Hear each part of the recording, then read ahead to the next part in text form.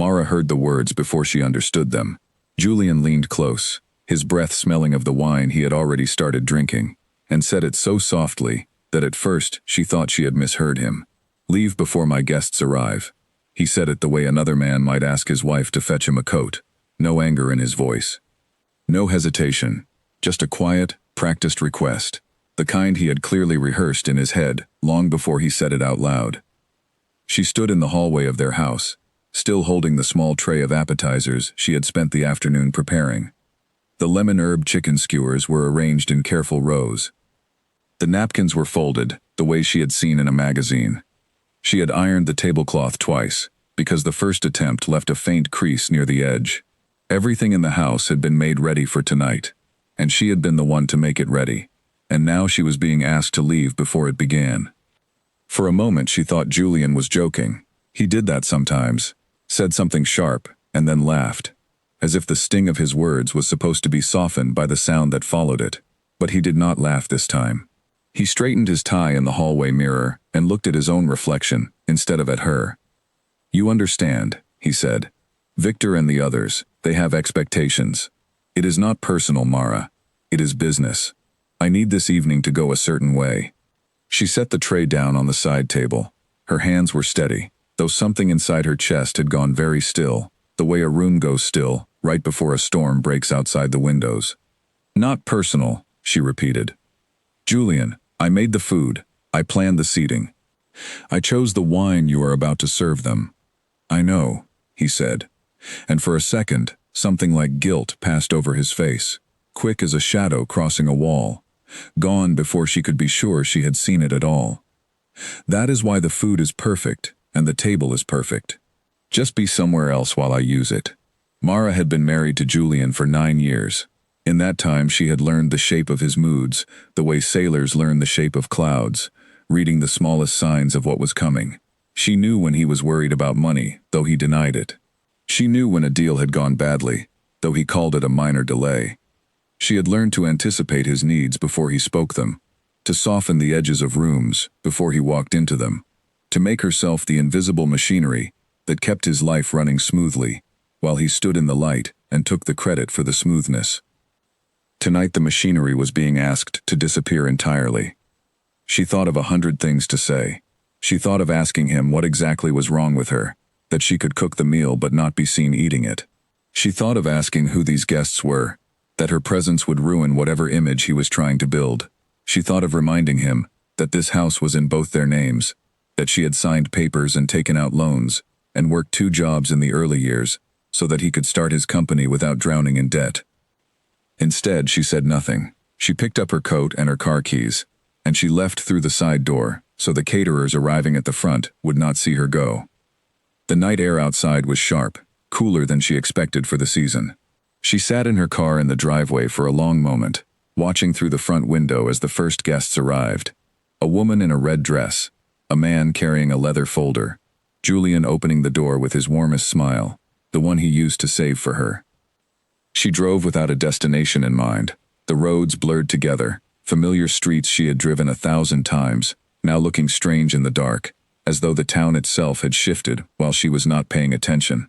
She passed the grocery store, where she bought the ingredients for tonight's dinner. She passed the small bakery, where she used to stop for coffee, before things had changed, before Julian's business had grown large enough to swallow every conversation they used to have about anything else. She thought about the first years of their marriage, when he used to introduce her at parties with pride in his voice. "This is Mara," he would say, "my wife, the reason any of this is possible." She could not remember exactly when that sentence had stopped being said. It had not vanished all at once. It had faded slowly, the way a photograph left too long in sunlight loses its color, until one day you look at it and realize the person in the picture is barely visible anymore. Her phone buzzed in the cup holder. She glanced at it without picking it up, a text from an unknown number. She ignored it, assuming it was some marketing message, and kept driving. By the time she noticed how far she had gone, she was on the edge of town, near a stretch of road she rarely used, past the old railway crossing and the shuttered furniture store that had been closed for as long as she could remember. There was a motel here, a low building with a faded sign that read Union Rest, its blue neon flickering weakly against the darkening sky. She did not plan to stop, but her hands turned the wheel almost on their own, and she found herself pulling into the gravel lot. Inside, the front desk clerk was a young man reading a paperback novel, who glanced up without much interest and slid a room key across the counter after she paid in cash. She did not want to use her card. She did not want there to be a trail that led back to this decision. Not yet. Not until she understood it herself. The room was small and smelled faintly of lemon cleaner. She sat on the edge of the bed, still wearing her coat, staring at the blank television screen as if it might explain to her what she was doing there. She thought Julian would call soon, annoyed that she had taken the request too literally, telling her to come home, now that the guests had settled in, and would not notice her slipping upstairs. Her phone did not ring. She checked it after an hour, half expecting nothing, and found the message from the unknown number was still sitting there, unopened.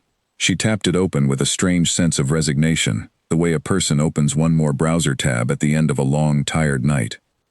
The message read, "You should know what your husband has been doing with Victor's money. Call me when you are ready to hear it." There was no name attached, no further explanation. Mara read it 3 times, feeling something cold settle low in her stomach, separate from the humiliation of the evening, a new and different kind of unease. She thought of Victor, the investor Julian had mentioned by name, the reason tonight's dinner needed to be perfect enough that she could not be present for it. She thought of the folder the man in the driveway had been carrying, thick with papers, the kind of folder that held either very good news or very bad news, and she realized she had no idea which. She did not reply to the message that night. She turned her phone face down on the nightstand and lay back against the thin motel pillow, staring at the water stain on the ceiling, shaped vaguely like a bird in flight. She thought about the 9 years of her life folded into that house, into that marriage, into a man who could ask her to vanish from her own dinner table without raising his voice, as though the request cost him nothing at all. Somewhere across town, the party was still going. Laughter drifting through open windows, wine glasses refilled by hands that were not hers. Julian standing at the head of the table, telling his guests a story about ambition and hard work, leaving out entirely the woman who had made the room ready for him to shine in it. Mara closed her eyes, but sleep did not come easily. Each time she started to drift, the message returned to her mind, glowing faintly like the neon sign outside her window. "You should know what your husband has been doing with Victor's money." She did not know yet that this night, the night she was told to leave before the guests arrived, would become the last night she ever called that house her home. She did not know that somewhere in the folder Victor had carried through her front door were numbers that did not add up, promises that had never been kept, and a version of her husband she had never been allowed to see. All she knew, lying in a stranger's bed in a stranger's room, was that something inside her, that had been quiet for years, had finally, quietly, woken up. The next morning, she woke, before the sun had fully risen, her body stiff from the unfamiliar mattress, her mind clearer than it had been in a long time. She did not feel like crying, which surprised her. She felt like someone standing at the edge of a decision, aware that whichever way she stepped next would change everything that came after. She looked at the message again, in the pale morning light. She thought about deleting it, about driving home, about walking back into her house and pretending last night had simply been a misunderstanding, a strange request born of stress that Julian would apologize for once she gave him the chance. She thought about it for a long time. Then she picked up her phone, and for the first time in longer than she could remember, she made a decision that had nothing to do with what Julian needed from her. She typed a single word back to the unknown number, yes. She did not know yet how far that single word would take her, how many locked doors it would open, or how completely it would unravel the careful, polished life Julian had built on a foundation she was only now beginning to understand, had never been steady at all. She only knew that she was not going home. Not yet. Maybe not for a long time. Outside the motel window, the morning traffic had begun to move through town, ordinary people starting ordinary days, none of them aware that a woman sitting quietly in room number 6 was about to become someone Julian would never see coming. The reply came within minutes, a phone number, nothing else. Mara stared at it for a long time before she finally called. A woman answered on the second ring, her voice careful, almost cautious, as though she had been waiting for this call, and was still not sure it was safe to make it. "My name is Grace," the woman said. "I used to work in Julian's office. I was let go 3 weeks ago, and before I left, I copied some files I probably should not have copied. I have been trying to decide what to do with them ever since."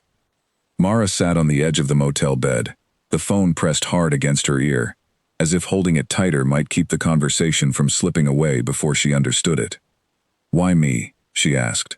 "Why not go to the police? Or to Victor himself?" "Because," Grace said, "I do not know exactly what I am looking at yet, and I did not want to accuse a man of something I could not prove. But you live with him. You might see things I never could from an office desk, and after last night, I thought maybe you were ready to look." Mara did not ask how Grace knew about last night.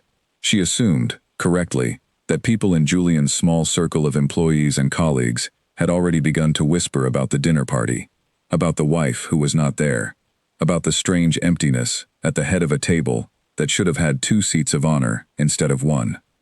Grace agreed to meet her that afternoon at a coffee shop on the far side of town, away from anywhere Julian or his associates were likely to appear. Mara spent the hours before the meeting sitting in the motel room, showering in water that never quite ran warm enough, staring at her own reflection in a mirror clouded with age spots along its edges. She looked, she thought, like a woman she barely recognized, tired around the eyes, older than she remembered feeling only a week ago. But there was something else in her expression too, something she had not seen there in a long time, a kind of attention, a readiness. The coffee shop was small, tucked between a shoe repair store and a shuttered travel agency, the kind of place that survived on a handful of regular customers and little else. Grace was already seated in the back corner when Mara arrived, a laptop bag resting against her leg, like something she did not quite trust to set down.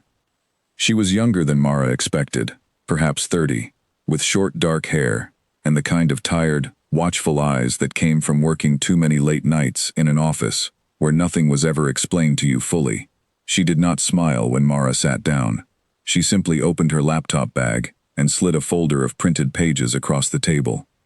"I do not have all of it," Grace said. "Julian was careful about what he let people see, even people who worked for him for years.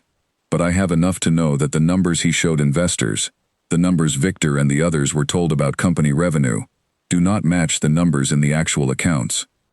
Mara opened the folder with hands that felt strangely distant from her own body, as if she were watching someone else do it. Rows of figures filled the pages, columns she did not fully understand, but even without financial training, she could see the pattern Grace was pointing to. 2 sets of numbers for the same months, 2 very different stories about the same company. "He has been telling investors the company earned nearly triple what it actually made," Grace said, tapping one column and then another. "He used the difference to cover expenses he did not want anyone to see, personal expenses mostly, and to keep paying back an earlier round of investors with money that was supposed to be reinvested in the business. It is the kind of thing that works for a while, until it does not." Mara thought of the house they lived in, larger than they truly needed, the car Julian leased every 2 years, without ever quite explaining where the extra money came from. She thought of the vacations, the watch on his wrist that he had told her was a gift from a grateful client.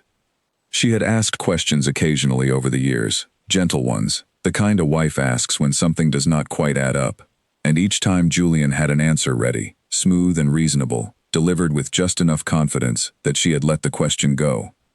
She realized now, sitting in that small coffee shop with Grace's careful eyes watching her reaction, that she had spent years choosing not to look too closely, because looking too closely might have required her to do something about what she found.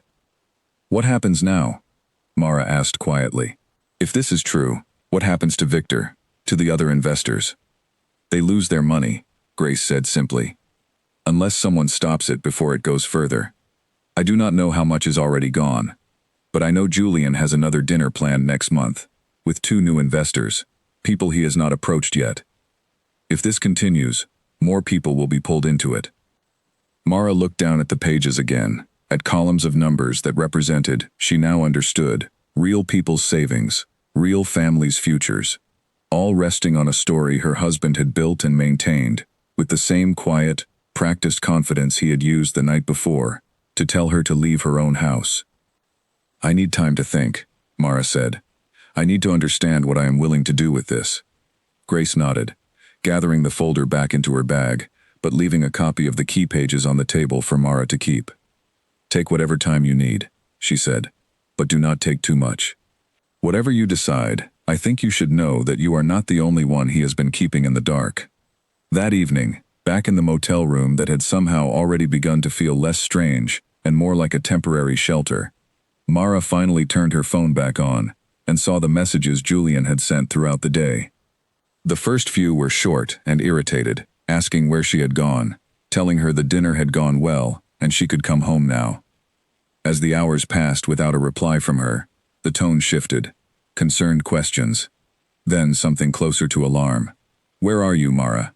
This is not funny anymore. Call me. She did not call him. Instead, she sat with the folder Grace had given her spread across the bed, reading through the numbers again and again, until the shapes of them began to make a kind of terrible sense.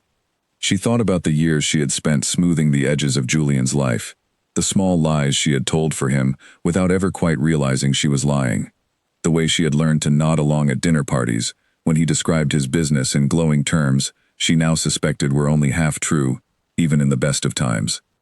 She thought about her own name on the mortgage, on the joint accounts, on documents she had signed, because Julian assured her it was simply how these things were done. She wondered, with a fresh chill, how much of what he had built was standing on ground that was about to give way, and how much of that collapse might land on her, simply because her name was attached to his. Around midnight, her phone rang. Julian's name lit up the screen. She let it ring twice before she answered, steadying her voice before she spoke. Mara, thank God, he said, his voice a strange mixture of relief and irritation. Where have you been? I have been calling all day. You cannot just disappear like that. People were asking about you. I had to make excuses. You told me to leave before your guests arrived, she said quietly. So I left. I did not realize there was a rule about how long I was supposed to stay gone. There was a pause on the line, longer than she expected. Do not be dramatic, Julian said finally. I asked you for one favor for one night. I did not tell you to vanish for a full day. Just come home. We will talk about it there. Mara looked at the folder of numbers spread across the bed, at the neat rows of figures that told a story Julian had never intended for her to see. Not yet, she said. I need a little more time. Time for what? He asked, his voice sharpening now, the concern draining out of it and something colder taking its place. Mara, what is going on? This is not like you. Maybe it should have been like me a long time ago, she said, and before he could answer, she ended the call and set the phone face down on the nightstand, the way she had the night before, though this time her hand did not shake as she did it. She did not sleep much that night either, but for the first time in longer than she could remember, the thoughts keeping her awake were not about how to make herself smaller, how to smooth over another rough evening, how to keep Julian's world running without friction. They were about numbers, about Grace's careful warning, about an investor named Victor who did not yet know what was coming, and about a version of her own future that did not have Julian standing at the center of it, giving orders in a voice too soft to be called cruel and too certain to be called anything else. By morning, she had made a decision. She was not going home. Not to that house, not to that marriage, not yet. She was going to understand exactly what Julian had built, exactly how deep the numbers went, and exactly what she was going to do about it, before she let him decide anything else for her ever again. Mara did not go back to the motel that morning. Instead, she drove to a small law office 2 towns over, a place she had once seen mentioned in a local newspaper article about a community dispute, remembered only because the lawyer quoted in the piece had spoken with unusual patience about people who felt powerless against larger forces. She did not have an appointment. She simply walked in and asked if someone could speak with her about a matter that could not wait. The lawyer's name was Elena Marsh, a woman perhaps 10 years older than Mara, with silver threaded through dark hair pulled back in a simple knot, and a manner that was direct without being unkind. She listened without interrupting as Mara laid out everything, the dinner party, the message from Grace, the folder of numbers now sitting in a large envelope on the desk between them. When Mara finished speaking, Elena was quiet for a moment, flipping slowly through the pages. This is serious, Elena said finally. If these numbers are accurate, Your husband is not simply exaggerating his success to impress people. He is misrepresenting company earnings to investors, which is a legal matter, not just a personal one. And because your name is on several of these accounts, you need to understand something important before we go any further." "What is that?" Mara asked, though part of her had already guessed the answer. "You may be more entangled in this than you realize," Elena said gently. "Not because you did anything wrong, but because joint accounts, joint mortgages, they create shared exposure. If this unravels the way I think it might, you need to protect yourself first, before you decide what role you want to play in exposing it." Mara had not considered this. She had been so focused on her own anger, on the humiliation of being asked to leave her own home, that she had not fully understood how much danger she herself might be standing in, simply by virtue of the name she shared with a man who had apparently been building his success on numbers that did not exist. Elena spent the next hour walking her through the practical steps that needed to happen quickly, separating finances where possible, documenting everything Mara knew and everything Grace had provided, understanding what protections existed for someone in her position, a spouse who had not participated in the deception, but whose life was tangled inside it regardless. "You have two paths in front of you," Elena said, as their meeting drew to a close. "You can quietly protect yourself, separate your name from his as much as possible, and simply walk away before this collapses. Many people in your position would choose that path, and no one could blame you for it." "And the other path?" Mara asked. "You help expose it properly," Elena said. "Work with people like Grace, and with investors like Victor who deserve to know the truth before they lose more than they already might have. That path is harder. It means facing your husband directly, possibly facing legal proceedings yourself as a witness, and it means giving up any chance of a quiet, private end to this marriage. But it also means the people being hurt by his lies have a chance to protect what they have left." Mara sat with the question for a long moment, staring out the office window, at the ordinary street outside, cars passing, a woman walking a small dog, life continuing exactly as it always had, indifferent to the decision unfolding inside these four walls. She thought of Victor's leather folder from the night of the dinner party, thick with papers he believed represented his growing investment in a promising company. She thought of the other investors Grace had mentioned, the two new ones Julian planned to approach next month, people who did not yet know they were being led toward the same trap. "I want to help expose it," Mara said finally. "Quietly protecting myself and walking away feels like something I have been doing for 9 years already. I do not want to do it one more time." Elena studied her for a moment, something like respect settling into her expression. "Then we should move carefully," she said. "If Julian realizes what is happening before we have gathered enough, he may try to hide the money, alter records, or worse, convince people that you are the unstable one, a wife who left home suddenly and is now making wild accusations out of spite. We need to be certain, and we need to be quick." Over the following days, Mara's life took on a rhythm entirely unlike anything she had known during her marriage. She rented a small apartment above a bakery on the quieter side of town, paying the first month in cash from a personal savings account Julian had never known about, a small cushion she had built years ago, almost without realizing she was preparing for exactly this kind of moment.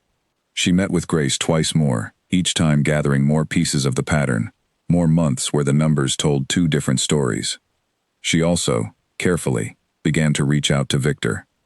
It was Elena who suggested the approach, framing it not as an accusation, but as a concern, a wife who had noticed something troubling and wanted to speak privately before things went further. Victor agreed to meet her at a quiet restaurant on the edge of town, a place far enough from Julian's usual circles that neither of them was likely to be recognized. Victor was older than Mara expected, perhaps 60, with the careful, measured way of speaking that came from decades of watching money move in directions people did not always intend. He listened to her with the same patient attention Elena had shown, though his expression grew increasingly troubled as she spoke. "I have known Julian for 3 years," he said finally. "I introduced him to 2 other investors myself. If what you are telling me is true, I have not just lost money, I have put friends of mine at risk as well." "I am not certain of everything yet," Mara said carefully. "But I have seen enough that I believe you deserve to look at the numbers yourself, with someone who understands them better than I do."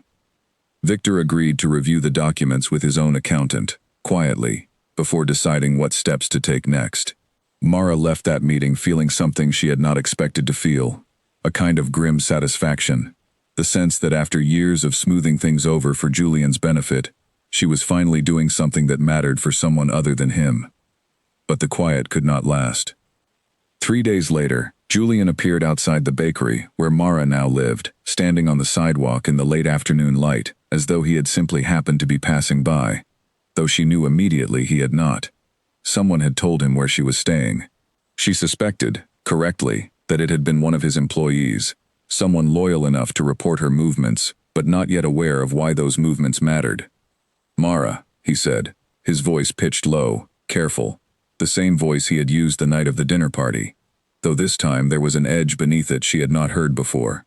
"We need to talk, properly, not over the phone." She stood in the doorway of the bakery, aware of the flour dust still on her hands from helping the owner prepare the evening's bread, a small job she had taken to fill the hours and quiet her mind. "I do not think we have anything to talk about that has not already been said," she replied. Julian's expression flickered, something between hurt and calculation passing across his face so quickly she almost missed it. "People are asking questions, Mara, about us, about why you left. I have had to tell people you are dealing with a family matter, that you needed some time away. I would appreciate it if you did not make me look like a liar in front of people who matter to my business." The word business landed strangely in the quiet street between them, and Mara felt something inside her go very still and very clear, the way it had the moment he first told her to leave before his guests arrived. "You are worried about looking like a liar," she repeated slowly. "That is interesting, Julian, considering everything." Something shifted in his eyes, a flicker of alarm quickly smoothed over. "What is that supposed to mean?" he asked. Mara did not answer directly. She was not ready yet, not without Elena beside her, not without Victor's accountant having finished reviewing the numbers, not without every piece of the pattern locked firmly into place, where Julian could not talk his way around it with the same smooth confidence he had used for years to talk his way around everything else. "Go home, Julian," she said instead. "I will call you when I am ready to talk." He did not go easily. He stood on the sidewalk a moment longer, searching her face for some sign of the woman who used to soften at his voice, who used to apologize for things she had not done, simply to keep the peace between them. When he did not find her there, something in his posture changed, straightened, hardened. "This is not like you," he said again, the same words he had used on the phone days earlier, as though repeating them might make them true. "You do not do things like this. You do not just leave. You do not hide. You do not refuse to explain yourself." "Maybe I have never had a reason to before," Mara said, and this time she was the one who turned and walked back inside, leaving him standing alone on the sidewalk as the evening light faded around him. That night, unable to sleep, she called Elena to tell her what had happened. Elena's response was measured but urgent. "This confirms we need to move faster than I hoped," she said. "If Julian is already sensing that something is wrong, he may try to move money, alter accounts, or pressure Victor and the other investors before we are ready. We need Victor's accountant to finish the review this week, not next month." Grace, when Mara called her afterward, had news of her own. "I heard from a former colleague still working in the office," she said. "Julian has scheduled an emergency meeting with his accountant tomorrow morning. I do not know what it means, but it is not routine. Whatever we are going to do, we should not wait much longer." Mara sat alone in her small apartment above the bakery, the smell of the morning's bread still faintly lingering in the walls, and felt the shape of the coming days settle over her like weather she could sense but not yet see clearly. Julian was beginning to move. Victor was beginning to understand.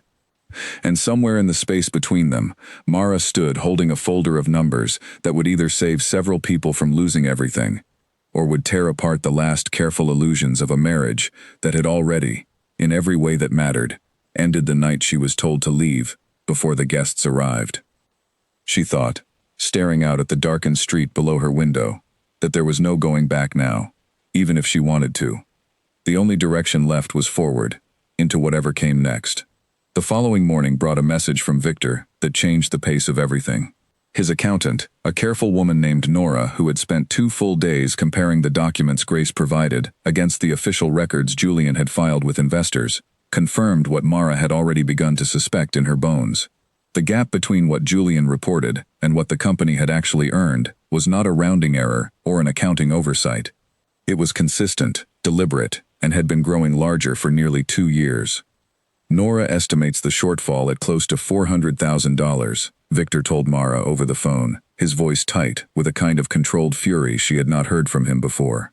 Money from myself and 2 other investors, money that was supposed to be reinvested in growing the business, appears instead to have gone toward personal expenses and toward paying earlier investors their promised returns, using new investment money rather than actual profit. Mara recognized the pattern even before Victor finished explaining it, because Elena had described something similar during their first meeting. A structure where new money simply covered old promises. A wheel that had to keep turning faster and faster to avoid collapsing entirely. "What happens now?" she asked. Victor was quiet for a moment. "I want to go to the authorities," he said finally.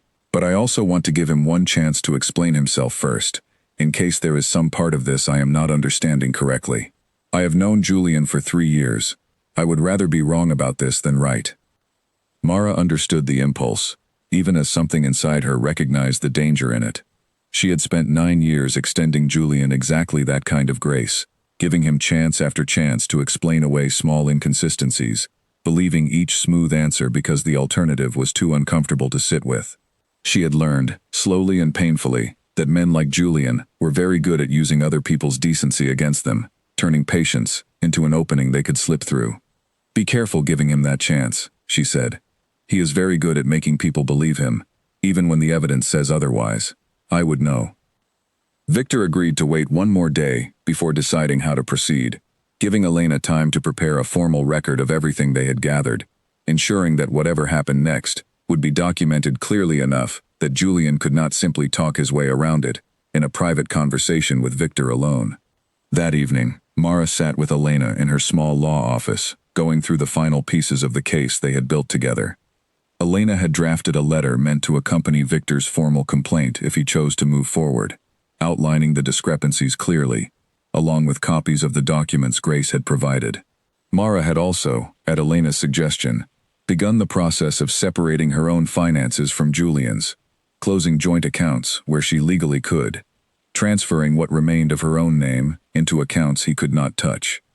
"You are protected now, as much as I can make you," Elena said, closing the folder in front of her.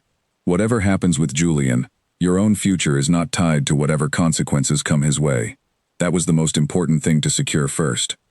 Mara nodded, though the word protected felt strange in her mouth, unfamiliar after so many years of feeling exposed inside her own marriage, without fully understanding why. "Thank you," she said. "I do not think I would have known where to start without you." "You knew exactly where to start," Elena said gently. "You called Grace back. You said yes when it would have been easier to say nothing at all. That is where all of this started, Mara, not with me." That night, walking back to her small apartment above the bakery, Mara's phone rang with a number she did not recognize. She almost let it go to voicemail, wary after everything that had happened, but something made her answer.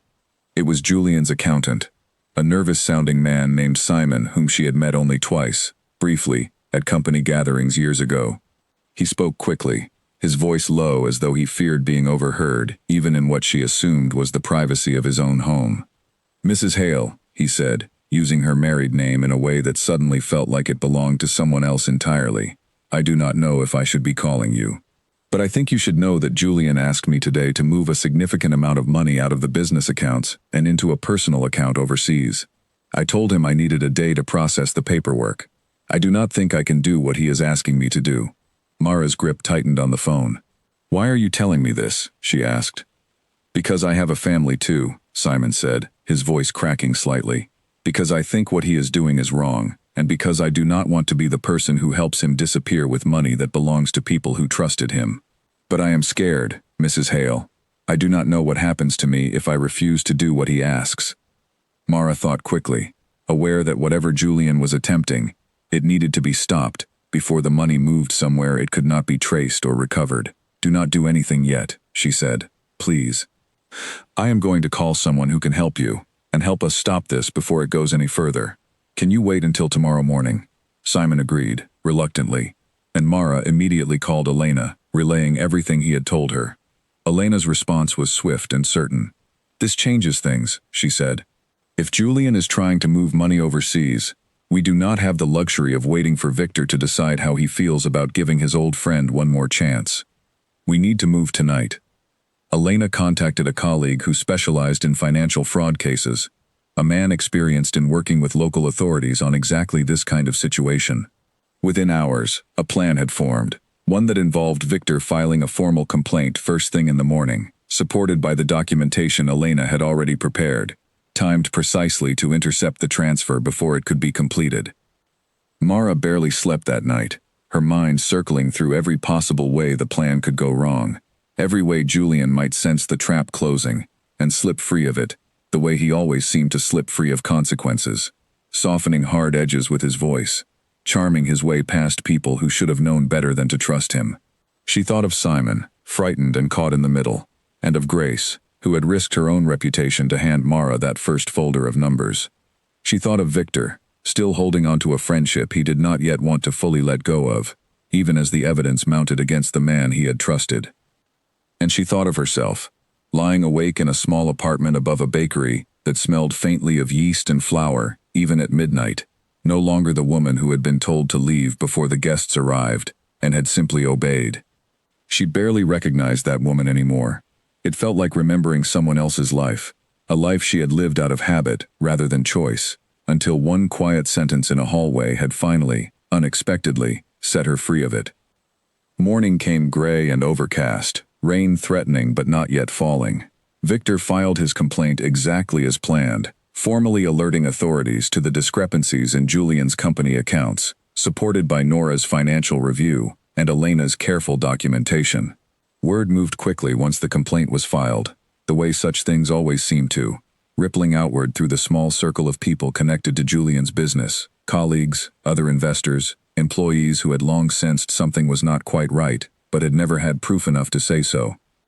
Mara heard the first ripple of it that afternoon, a text from Grace, simply reading, "It is happening," followed by a call from Elena, confirming that authorities had frozen the accounts Simon had refused to empty the night before, stopping the overseas transfer before it could be completed. She did not hear from Julian directly, not that day. She imagined him somewhere across town, phone pressed to his ear, voice still smooth and reasonable, even as the careful structure of his success began, finally, to buckle under its own weight. She imagined the guests from that dinner party, the woman in the red dress, the man with the leather folder, hearing the news secondhand, wondering how they had not seen it sooner, the way people always seemed to wonder after the truth finally surfaced.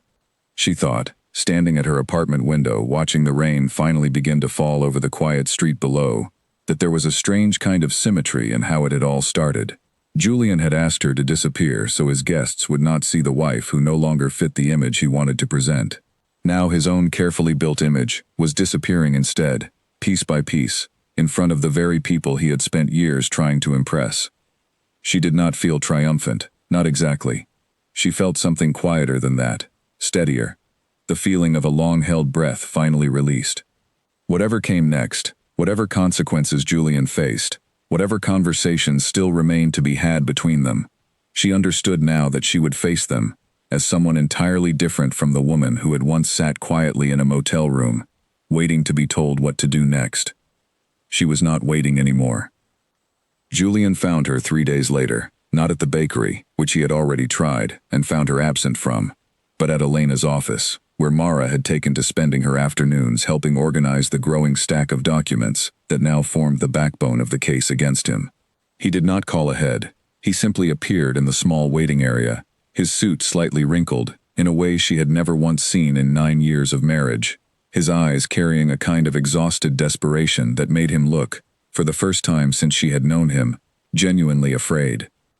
Elena's assistant tried to stop him from going further, but Mara, hearing his voice through the thin office wall, stepped out herself, before things could escalate into something louder than either of them wanted witnesses for. "We need to talk," Julian said, his voice stripped of the careful control she remembered from the hallway of their house, from the sidewalk outside the bakery. "Please, Mara, just 5 minutes. I am asking you as your husband." Elena appeared in the doorway behind Mara, her expression neutral but watchful. Mara considered refusing, considered simply walking back into the office and letting Elena handle whatever came next through the proper channels, the way she had been advised to. But something in her, some part of the woman who had spent 9 years absorbing Julian's moods and needs without ever fully voicing her own, wanted to hear whatever he had come to say. Not because she believed it would change anything, but because she wanted, finally, to be the one sitting across from him with the power to decide how the conversation would end. 5 minutes, she said. In the conference room. Elena will be present. Julian did not argue. He followed them into the small conference room and sat heavily in the chair across from Mara, his hands folding and unfolding on the table between them, a nervous habit she had never seen from him before, not once in 9 years, of watching him move through the world with an ease that had always seemed effortless. I do not know how to explain this in a way that will make sense to you, he began, but I want you to understand that it did not start the way it looks now. When I began the company, the numbers were real. We were growing. Then a deal fell through, a big one, and I panicked. I told Victor and the others it was only a delay, that the numbers would catch up. I believed it myself, at first. I truly believed the next deal would fix everything, and the one after that would fix what the first one could not. And instead, Mara said quietly, it kept getting worse, and you kept lying to cover it, and you let it keep growing, until it swallowed everyone who trusted you. Julian flinched slightly at the word swallowed, but he did not deny it. I did not want to hurt anyone, he said. I want you to understand that. Every choice I made because I was trying to protect what we had built. The house, our life. I did not want to be the man who failed, Mara. I did not want to watch everything collapse in front of people who respected me. Mara studied him for a long moment, searching his face for the man she had married 9 years ago, the one who used to introduce her with pride in his voice, the one who had, perhaps, genuinely loved her once before ambition and fear had reshaped him into someone she barely recognized. She found traces of him still there, buried beneath the exhaustion and desperation. But she understood now, with a clarity she had not possessed even a week ago, that those traces were not enough to build a life around anymore. You did not just protect our life, Julian, she said. You protected an image. And when that image needed me gone so it could stay intact for one more night, you asked me to disappear from my own home, without a second thought about what that would cost me. You have been asking me to disappear in small ways for years, and I let you, because I thought that was what a good wife did. I do not think that anymore. Julian's composure finally cracked, something raw surfacing beneath the careful mask he had worn for so long that Mara wondered if even he had forgotten what lay beneath it. Please, he said, his voice breaking slightly. I know I have made terrible mistakes, but we can still fix this together. I can pay Victor back. I can make arrangements. I can explain to the others. I just need time, and I need you beside me while I figure it out. People will believe me more if you are standing next to me. And there it was, the truth beneath the plea, the thing Mara had suspected but had needed to hear spoken aloud before she could fully release herself from any remaining doubt. Even now, even facing the collapse of everything he had built through deception, Julian was still asking her to serve a purpose, still asking her to be useful to his image rather than valued as herself. He did not want her back because he had realized what he had lost. He wanted her back because her presence made his story more believable. I am not going to stand next to you while you explain your way out of this, Mara said, her voice steady even as something inside her ached with the finality of the words. I have spent 9 years standing next to you, making your story more believable, smoothing over the parts of you that did not fit the image you wanted the world to see. I am done doing that, Julian. Not because I stopped caring what happens to you, but because I finally started caring about what happens to me. Elena, who had remained quiet throughout the exchange, spoke gently but firmly. Julian, she said, I think it is important you understand the situation clearly. Victor has already filed a formal complaint. The accounts have been frozen. This is no longer a private matter between you and your wife that can be resolved through personal conversation.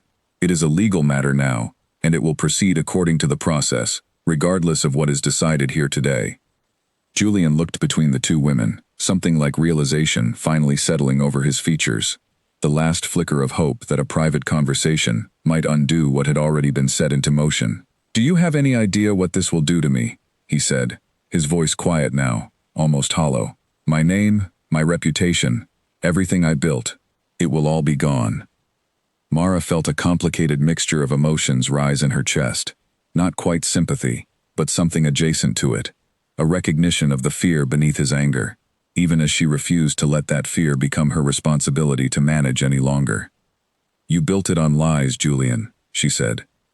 "It was never going to last, no matter what happened with me. I am sorry it came to this, but I am not sorry I stopped protecting it." He left the office a short while later, his shoulders slumped in a way she had never seen from him, the confident posture that had carried him through countless investor dinners and business meetings finally, visibly, broken. Mara watched him go through the window of the conference room, feeling not triumph, not quite relief, but a strange and heavy kind of peace, the peace that comes after a long-held tension finally releases, even when what follows the release is still uncertain and difficult. In the days that followed, the full scope of Julian's deception began to unfold publicly.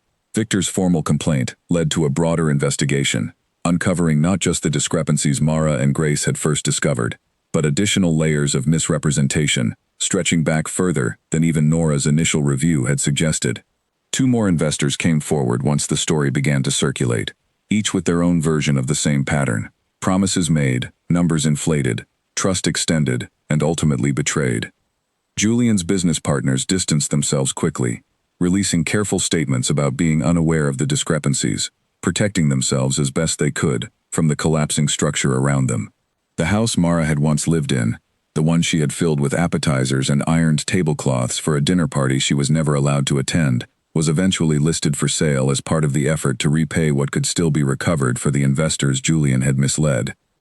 Mara did not attend the legal proceedings that followed in the months ahead, choosing instead to provide her testimony through Elena, and to let the process unfold at the distance she had carefully built between herself and the collapse of Julian's carefully constructed life.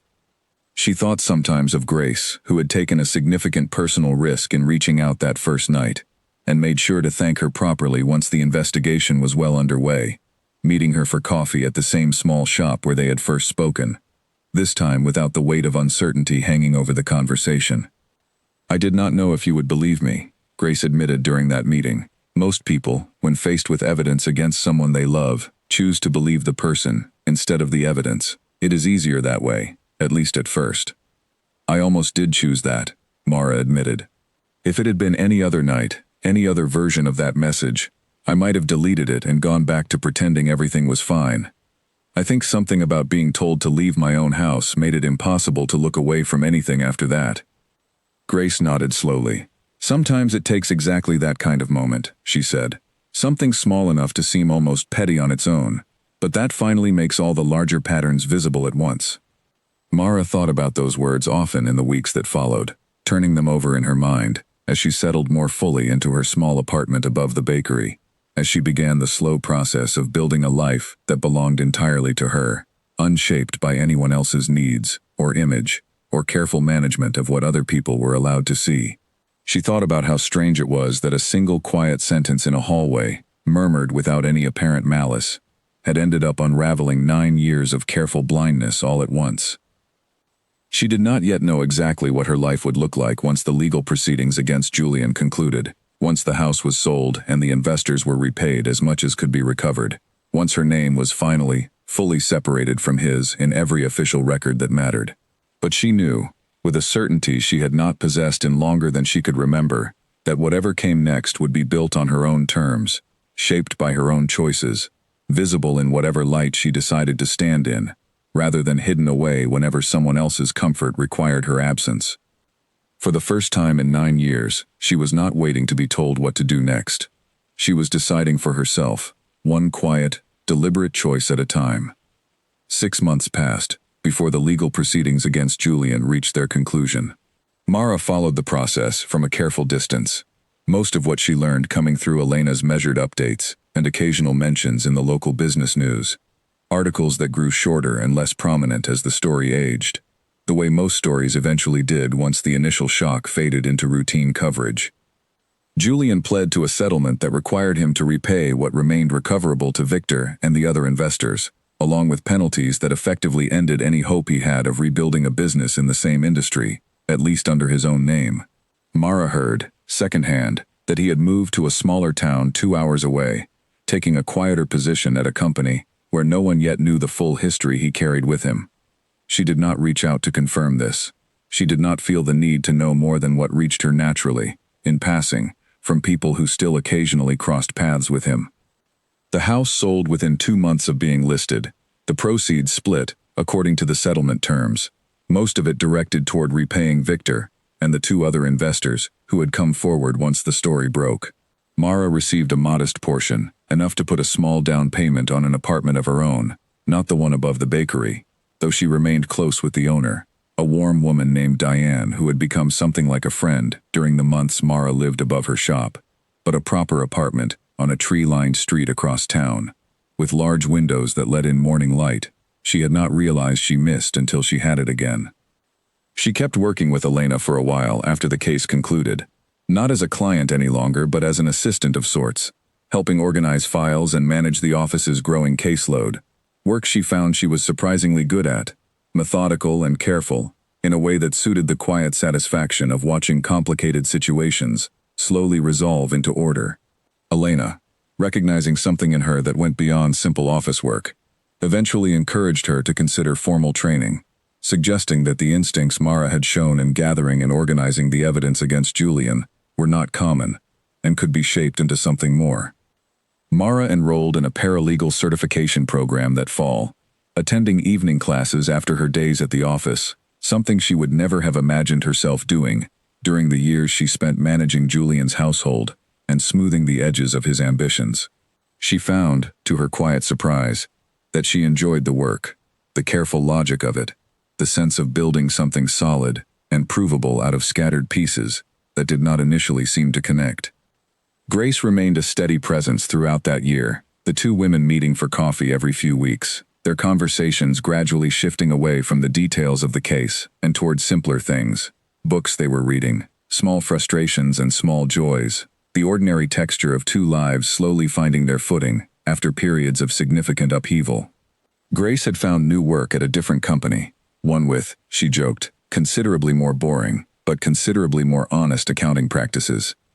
"I think about that first message sometimes," Grace admitted one afternoon, nearly a year after everything had begun. "I almost did not send it. I sat with my finger over the button for almost an hour before I finally pressed send. I kept thinking, what if I am wrong? What if this destroys her marriage for nothing?" "I am glad you sent it," Mara said, and meant it fully, without hesitation. Victor, too, remained in occasional contact, though their relationship had settled into something more distant and formal than friendship, built on the strange bond of 2 people who had both been deceived by the same person and had found, in exposing that deception together, a measure of closure neither could have reached alone. He recovered a portion of his losses through the settlement, though not all of it, and he told Mara once, over a brief lunch meeting arranged to formally close out the last details of the case, that he had learned something valuable about trust, even at the cost of learning it so painfully. "I do not think I will ever again ignore the quiet feeling that something does not add up," he said. "I ignored it with Julian for longer than I should have, because I liked him, because I wanted to believe him. I will not make that mistake again." Mara understood the sentiment completely, recognizing in his words a version of her own long journey toward the same realization, the slow unlearning of a habit that had cost her 9 years of her life before she finally allowed herself to trust the quiet, persistent feeling that something was wrong, rather than smoothing it over in favor of peace that was never real peace at all, only the appearance of it. On the 1-year anniversary of the night Julian had murmured his quiet request in their hallway, Mara found herself, almost without planning it, back near the old neighborhood where the house had once stood. The new owners had already made changes, a different color on the front door, new landscaping along the walkway, small signs of a different life now unfolding inside walls that had once held so much of her own careful, exhausting effort to keep everything appearing perfect for a man who had never truly seen her at all. She did not linger long. She had not come to mourn the house, or the marriage, or the version of herself who had once ironed a tablecloth twice, for a dinner party she would not be allowed to attend. She had come, she realized as she stood on the sidewalk in the fading afternoon light, simply to mark the distance she had traveled, to measure, in some quiet internal way, how far she had come from the woman who sat in a motel room a year ago, waiting for permission to feel angry about something that had every right to make her furious. She thought about the message from Grace, still saved on her phone, though she rarely looked at it anymore. The first domino in a long chain of choices that had led her here, to this sidewalk, to this quieter, steadier version of her own life. You should know what your husband has been doing with Victor's money. Such a small, careful sentence to have changed so much. She thought about Julian too, allowing herself, for the first time in months, to consider what had become of him. The smaller life he was apparently building 2 hours away. The reputation he would likely spend years trying to rebuild, if he ever fully could. She did not wish him further ruin. She simply no longer felt responsible for protecting him from the consequences of choices he alone had made. That responsibility, she understood now, had never truly belonged to her in the first place, no matter how many years she had spent believing otherwise. Walking back to her car, she passed the small bakery where she had lived above for those first uncertain months after leaving, and stopped in briefly to say hello to Diane, who greeted her with the same warmth she always had, asking about the paralegal program, about the new apartment, about the small, ordinary details of a life that had, slowly and steadily, become entirely her own. You look different than you did that first week, Diane said, studying her with the frank affection of someone who had watched Mara arrive as a stranger and become, over time, something closer to family. Lighter, somehow, even with everything you went through. Mara considered the observation as she drove home that evening, the tree-lined street outside her apartment window, catching the last gold light of the day as she pulled into her usual parking spot. She thought Diane was right, though it had taken her most of the year to understand exactly why. She had spent 9 years of her marriage carrying the weight of Julian's image, his ambitions, his careful performance of success, without ever fully realizing how heavy that weight had become until the moment she finally set it down. She was not lighter because the difficult year had been easy. It had not been easy at all. She was lighter because, for the first time in longer than she could remember, she was only carrying her own life, shaped by her own choices, answerable to no one's comfort but her own reasonable needs. The apartment she returned to each evening held nothing that needed to be hidden away for someone else's guests. No careful arrangement designed to please anyone but herself. The work she had begun training for gave her purpose that belonged entirely to her, unconnected to any larger performance she had to maintain. She thought, settling into her favorite chair by the window as evening deepened into night, about the strange gift hidden inside that terrible, humiliating request from a year ago. Julian had meant it as a small cruelty, a casual erasure of a wife who no longer fit the image he wanted his guests to see. He could not have known, murmuring those quiet words in the hallway of a house that no longer belonged to either of them, that he was handing her the first push toward a life entirely free of him, one she would build so carefully and so completely that his absence from it would eventually feel not like a wound, but simply like the natural shape of things. The way a room finally settles once a heavy piece of furniture that never quite fit has finally been removed. She never went home to him that night, or any night after, and in the year that followed, she built something better than a home that depended on someone else's permission to exist within it. She built a life, fully her own, fully seen, fully finally hers. 2 years after the night in the hallway, Mara received a letter she had not expected, forwarded through Elena's office because the sender had no other way to reach her. It was from a woman named Charlotte, who explained in careful, uncertain handwriting that she had recently become engaged to Julian, and that a mutual acquaintance had mentioned, in passing, that Mara might be someone worth speaking with before the wedding moved forward. Mara sat with the letter for a long time before deciding how to respond. She understood, with a clarity that surprised her, that she had no obligation to answer at all, no responsibility to warn a stranger about a man who was no longer any part of her own life. But she thought of Grace's hour spent hovering over a single button, of the courage it had taken to send that first message, despite the uncertainty of how it might be received, and she decided that she owed this unknown woman at least the same chance she herself had once been given. They met at a coffee shop, not the same one where Mara had first sat with Grace, but a newer place downtown, bright and unfamiliar, chosen carefully by Mara for its distance from any memory that might color the conversation with more weight than it needed to carry. Charlotte was younger than Mara had expected, perhaps 28, with an eager, hopeful manner that reminded Mara uncomfortably of herself many years earlier, before ambition and charm had taught her, slowly, to mistake control for care. "I do not want to tell you what to do," Mara began carefully, once they had settled into their seats. "I only want to tell you what I know, and let you decide what to do with it." She spoke honestly, but without cruelty, describing not the sensational details that had once filled brief local news articles, but the quieter pattern underneath them, the years of small requests that asked her to become smaller, the way Julian's charm had always worked best on people who wanted, very badly, to believe the best of him. She did not tell Charlotte what to feel about any of it. She simply laid the pattern out clearly, the way Elena had once laid out columns of numbers that told two very different stories about the same set of months. Charlotte listened without interrupting, her expression shifting slowly from polite curiosity to something more troubled as the conversation continued. "He told me he made mistakes early in his career," she said finally, her voice quieter than before. "He said he had learned from them. He said you left because you could not handle the pressure of his ambition." Mara felt the old, familiar sting of that particular framing, the way Julian had always been able to reshape difficult truths into stories that placed the blame elsewhere, but she found, to her quiet relief, that the sting no longer had the power to unsettle her the way it once might have. "That is one way to tell the story," she said simply. "Here is another way.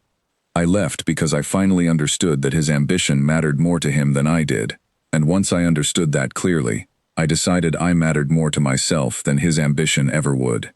Charlotte did not respond immediately.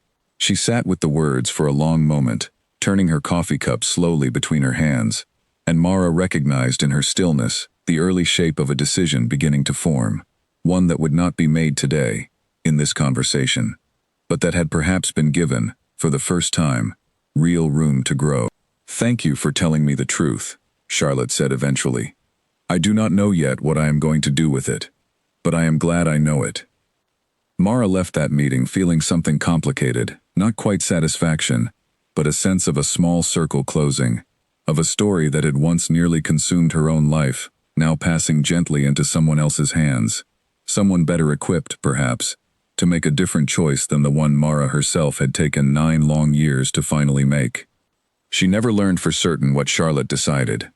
A mutual acquaintance mentioned, months later, that the engagement had quietly ended, though the details remained unclear, and Mara chose not to pursue them further. She had done what she could, offered what she knew, and the rest belonged to Charlotte's own life, not hers. Her own life, in the meantime, had continued to grow steadily fuller. She completed her paralegal certification with distinction, and Elena, true to the quiet faith she had shown in Mara from their very first meeting, offered her a permanent position at the firm, working now not just on the administrative edges of cases, but directly alongside Elena on matters involving exactly the kind of financial deception that had once upended her own life.